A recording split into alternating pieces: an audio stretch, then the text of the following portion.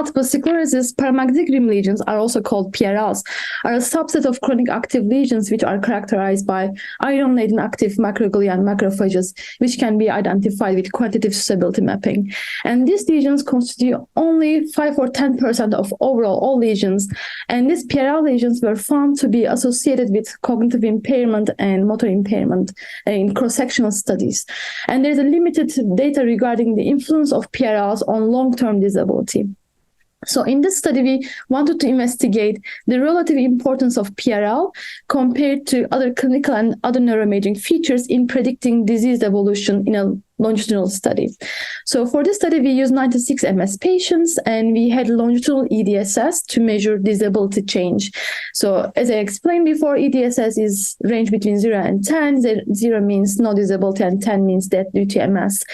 And this measure is looking at overall disability. And we had longitudinal EDSS for an average 6 years between baseline and follow-up.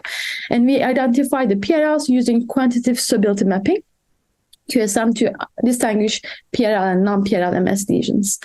And we wanted to do a modeling approach. So we wanted to take into account different kind of imaging and clinical features in predicting long-term disease progression. So we used age, sex, disease and treatment duration, lesion volume, baseline EDSS, number of years between baseline and follow-up, as well as cortical thickness and thalamic volume, in addition to number of the PRL lesions in predicting a significant worsening. So we didn't want to only do change in EDSS, but we identified the subjects who had significant worsening versus who didn't have significant worsening, which were identified based on baseline EDSS and change in EDSS. So we classify the subjects as significant worsening and non-significant worsening. And to predict their disease evolution, we use random forest approach, which is a machine learning approach that can classify the subject in 2 groups. And we use 5-fold cross-validation, and we repeated our algorithm 100 times. And overall, to measure the model performance, we use area under ROC curve to look at how well our model is predicting disease progression. And to look at the variable importance, for example, the importance of the PRL lesion number, we measured the AUC. AUC is area under ROC curve for the entire model using all the features.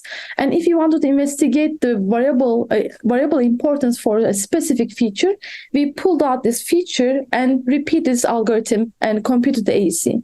And change in AUC with and without this feature is giving us the feature importance. For example, if a feature is super important, and when we pull out this feature, the AUC will change drastically. And in our data, we had 56 patients with at least 1 PRL, and this subject had overall, in average, 5 PRLs.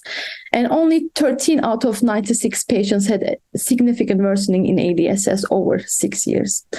And our models show that the most important feature in predicting disease progression is time, as expected. But afterwards, the most important feature was the number of the PRLs. So number of the PRLs are the most important feature after time in predicting disease evolution, which is followed by disease duration, age, and lesion volume. So these are the most important 5 features in predicting disease evolution. And overall, our work demonstrated the importance of PRLs on predicting disease progression in MS, in addition to other neuroimaging and clinical features. And these results support the further development of PRLs as a prognostic imaging biomarkers in people with multiple sclerosis. It might be a good time to identify the number of the PRLs, especially to start with the subjects with and without PRL to distinguish them. And also, these results suggest that the PRL number is really important in disease progression.